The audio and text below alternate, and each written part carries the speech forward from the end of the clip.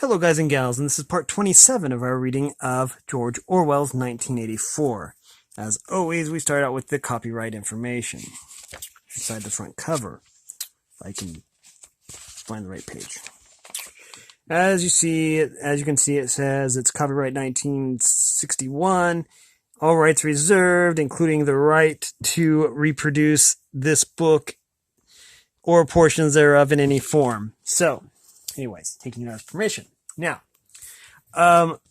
in the last episode, or the last video, Winston was still being tortured by O'Brien, which is probably going to be a recurring theme. As always, this book does deal with torture and violence and stuff like that. So if you're kind of squeamish about that, then probably best to skip this video. Anyways, let's see. Winston was trying to reason with O'Brien about the stars and how they're millions of miles away and how bones are old, and Winston just isn't buying it because he's with the whole thing of doublethink and, Anyways.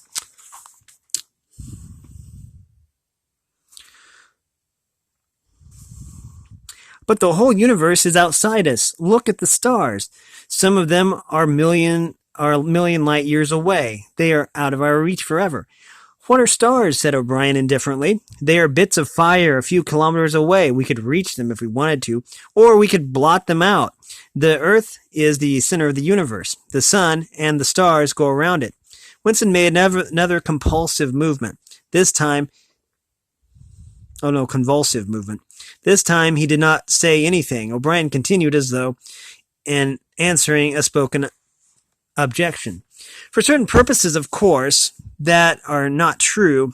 When we navigate the ocean or when we predict an eclipse, we often find it convenient to assume that the Earth goes around the sun and that the stars are millions upon millions of kilometers away. But what of it? Do you suppose it is beyond us to produce a dual system of astronomy? The stars can be near or distant according as we need them. Okay,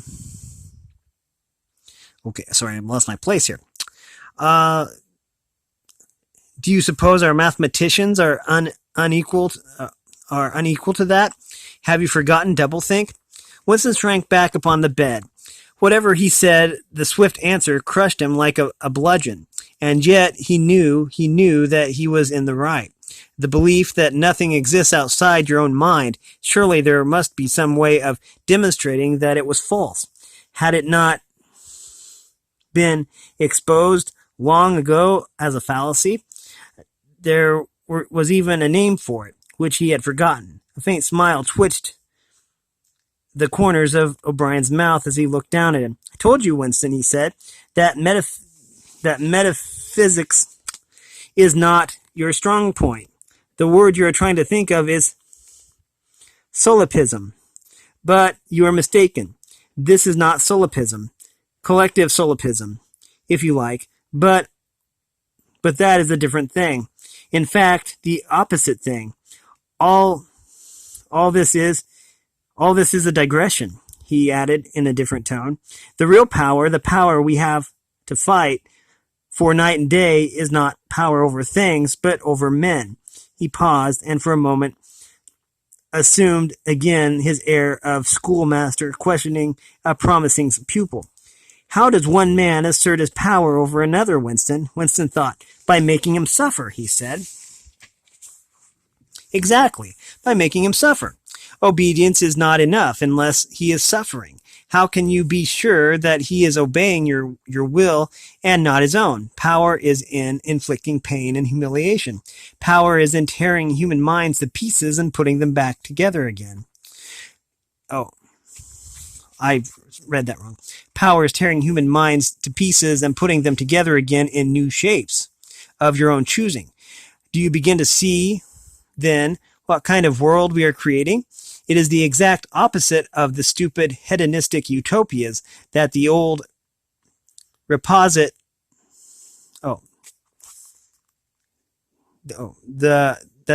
old reformers imagined. A world of fear and treachery.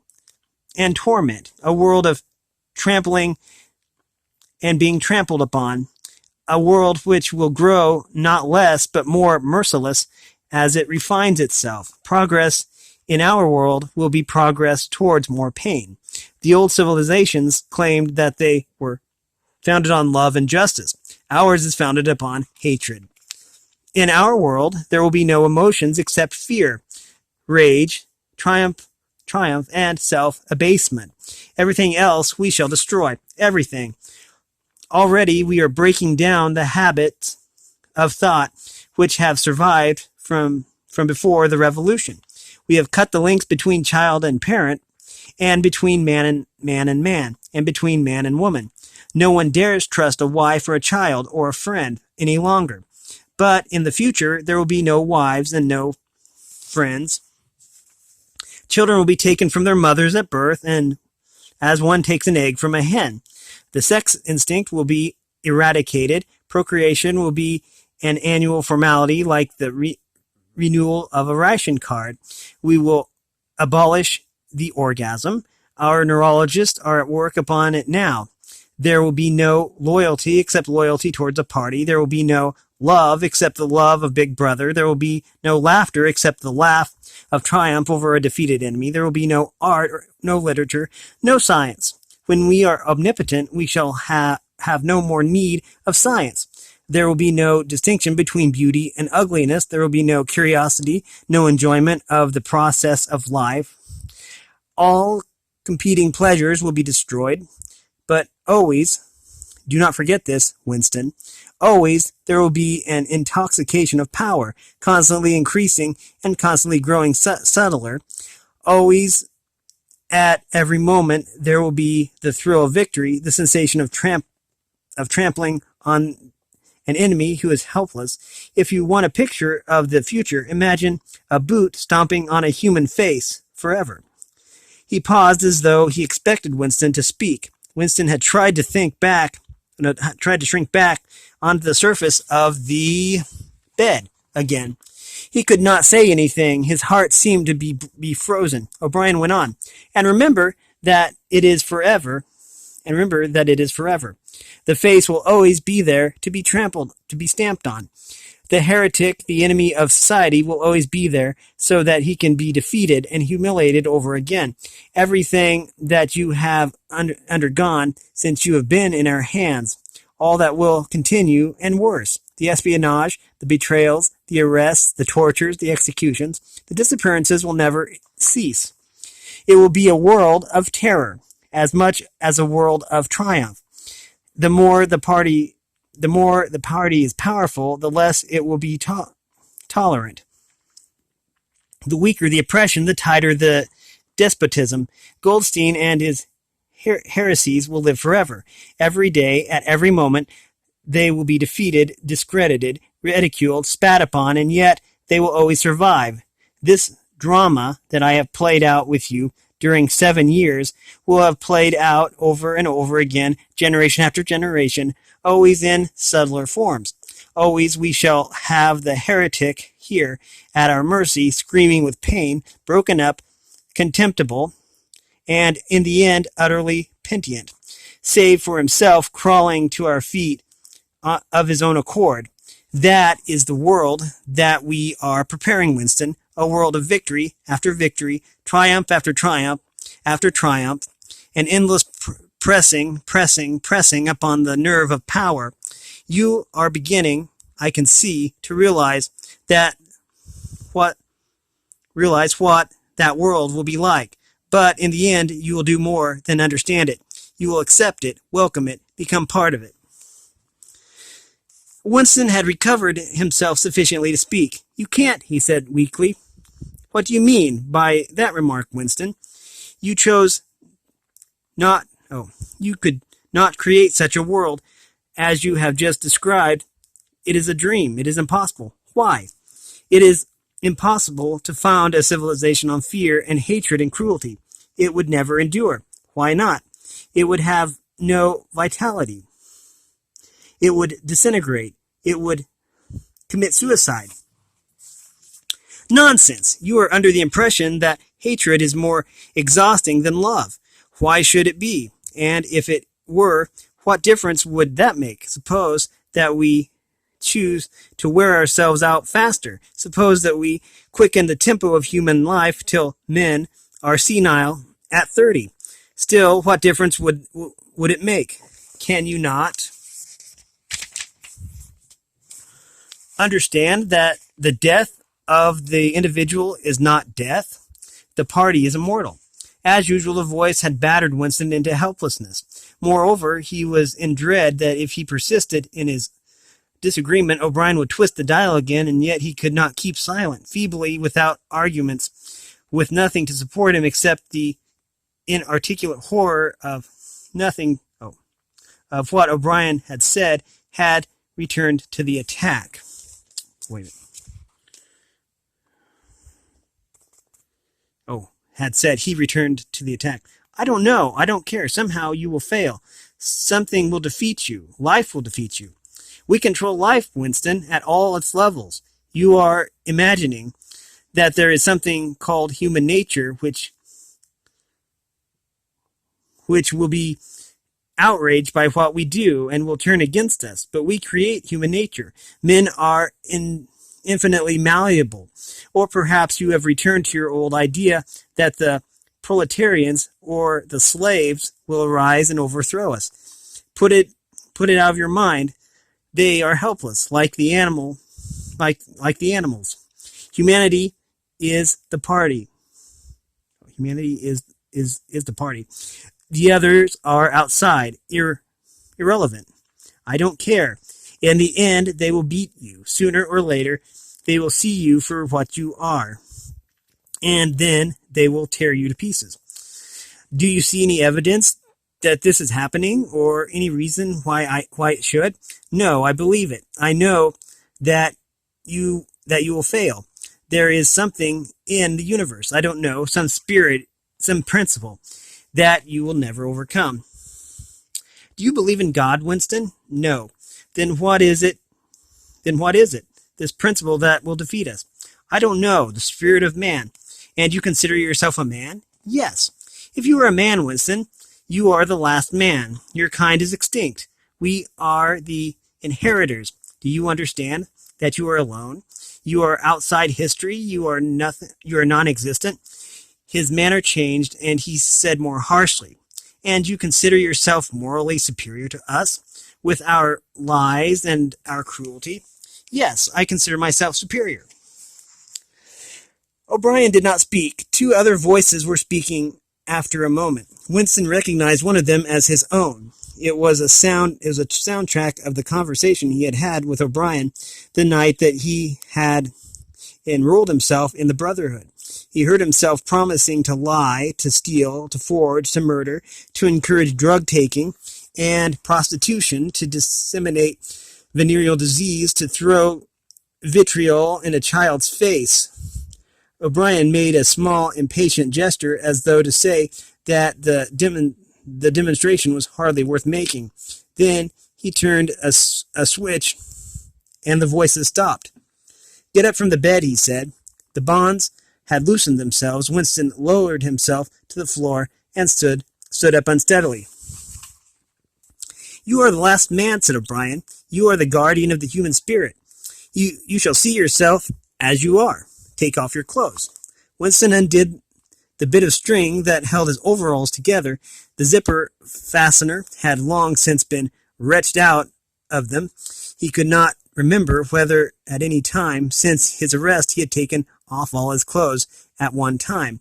Beneath the overalls, his body was looped with filthy yellowish rags, just recognizable as the remnants of underclothes.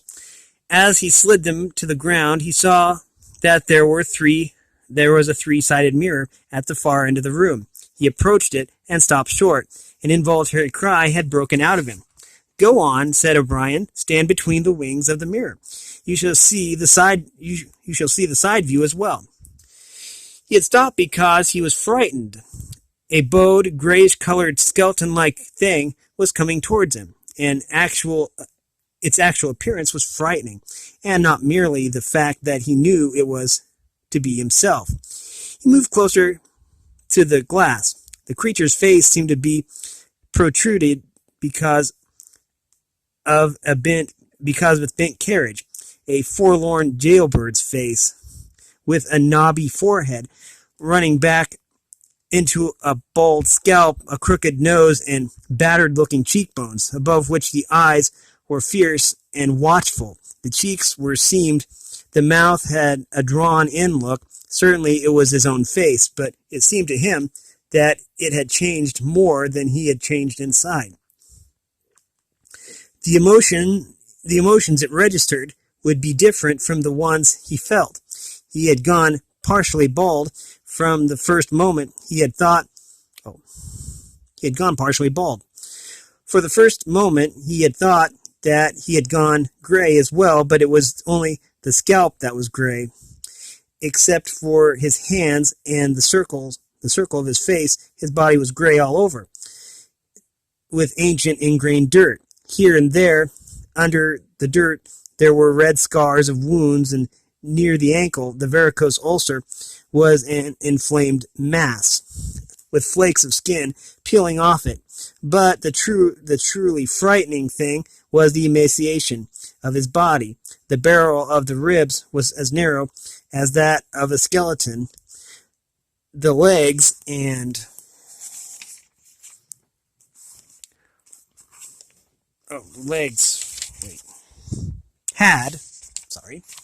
had shrunk so that the knees were thicker than the thighs. He saw now what O'Brien had meant about seeing the side view. The curvature of the spine was astonishing. The thin shoulders were hunched forward so as to make a cavity of the chest. The scraggy neck seemed to be bending double under the weight of the skull. At a guess, he would have said that it was the body of a man of 60, suffering from some malignant disease. "You have thought sometimes," said O'Brien, "that my face, the face of a member of the inner party, looks old and worn. What do you think of your own face?" He seized Winston's shoulders and spun him around so that he was facing him.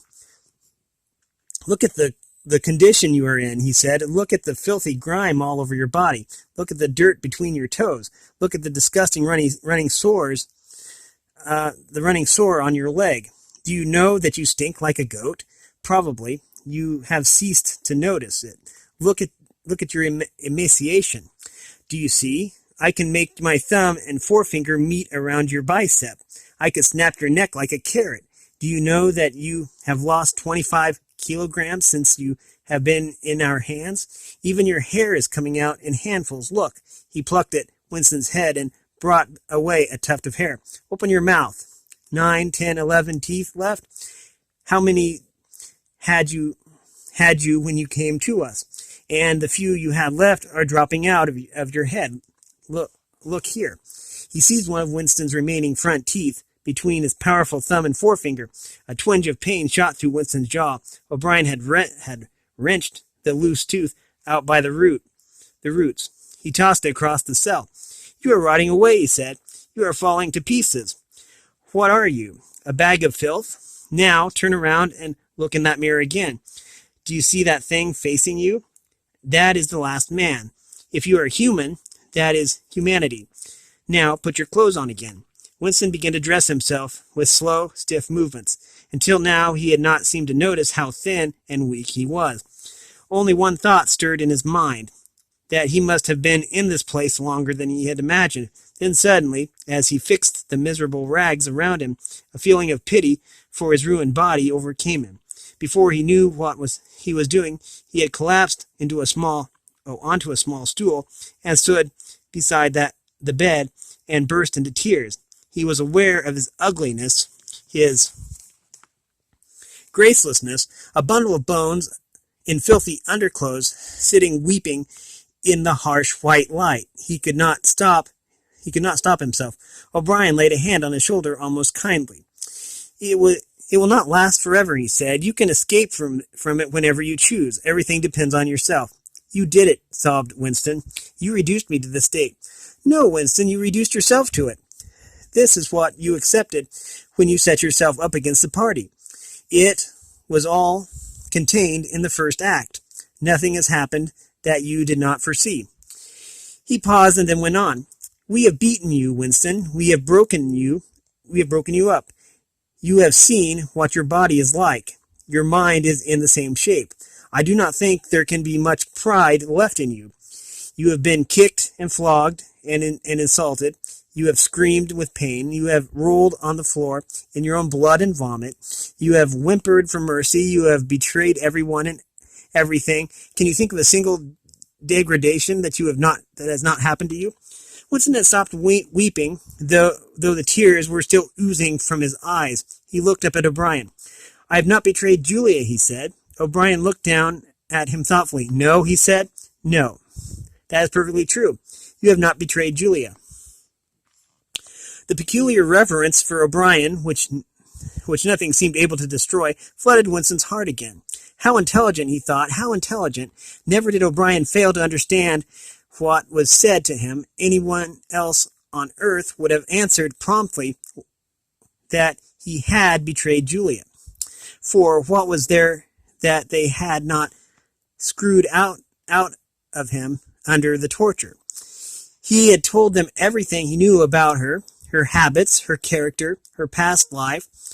He had confessed in the most trivial detail everything that had happened at their meetings, all that he had said to her, and she said to him, and she to him, their black market meals, their adulteries, their vague plotting against the party, everything, and yet in the sense in which he intended the word, he had not betrayed her. He had not stopped loving her. His feeling towards her had remained the same. O'Brien had seen what he meant without the need for explanation. Tell me, he said, how soon will they shoot me? 5. It might be a long time, said O'Brien. You are a difficult case, but don't give up hope. Everything is cured sooner or later. In the end, we shall shoot you. Okay, and now we are to part 4.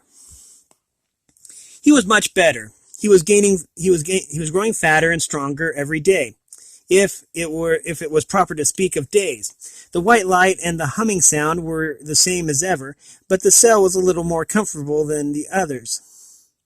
Than the others he had been in. There were a pillow and a mattress on the plank bed, and a stool to sit on.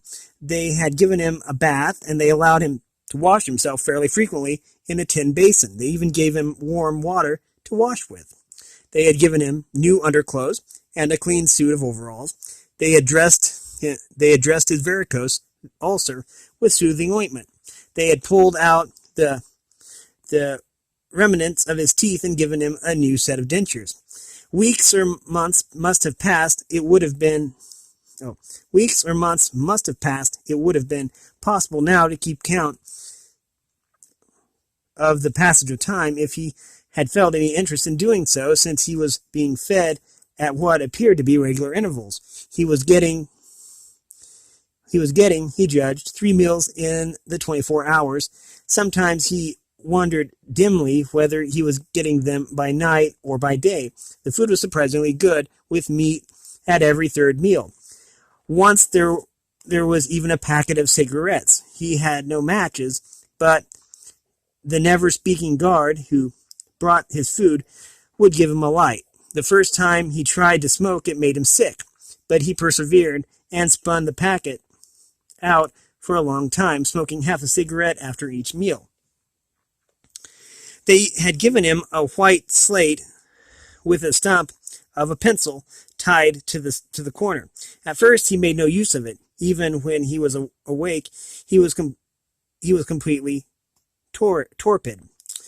Often he would lie from one meal to the next almost without stirring, sometimes asleep, sometimes waking into a vague reveries in which it was too much trouble to open his eyes. He had long grown used to sleeping with a strong light on his face. It seemed to make no difference except that one's dreams were more coherent. He dreamed a great deal, although this time Oh, he dreamed a great deal, although this time, and they were always happy dreams. He was in the Golden Country, or he was sitting among enormous, glorious, sunlit ruins with his mother, and with Julia, with O'Brien, not doing anything, merely sitting in the sun, talking of peaceful things. Such thoughts as he had when he was awake were mostly about his dreams. He seemed to have lost the power of intellectual effort.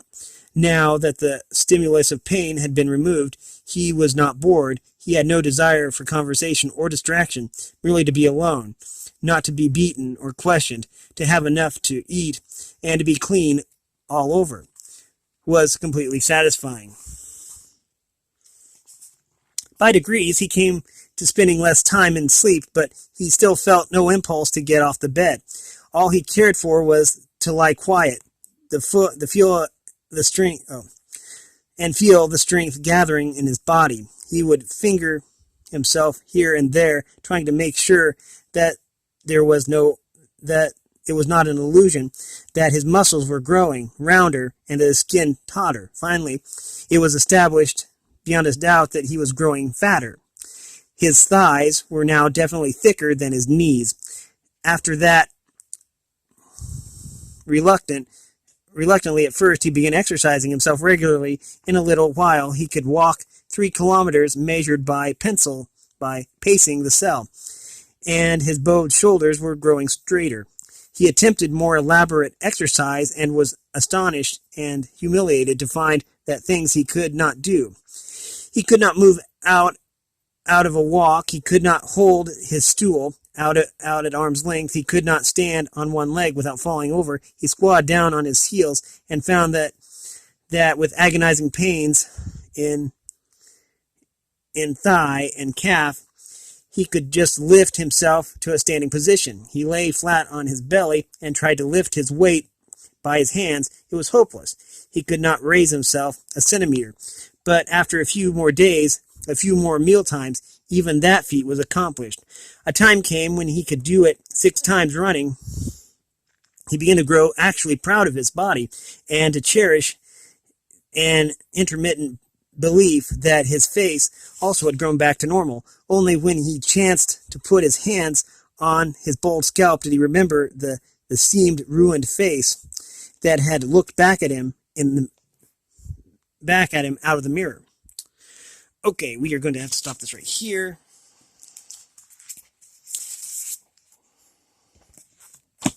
We've been reading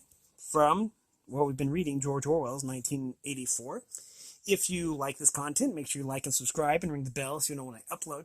And if you support me in any way, all the information will be in the description below. As always, thanks for watching, everyone, and have a great day.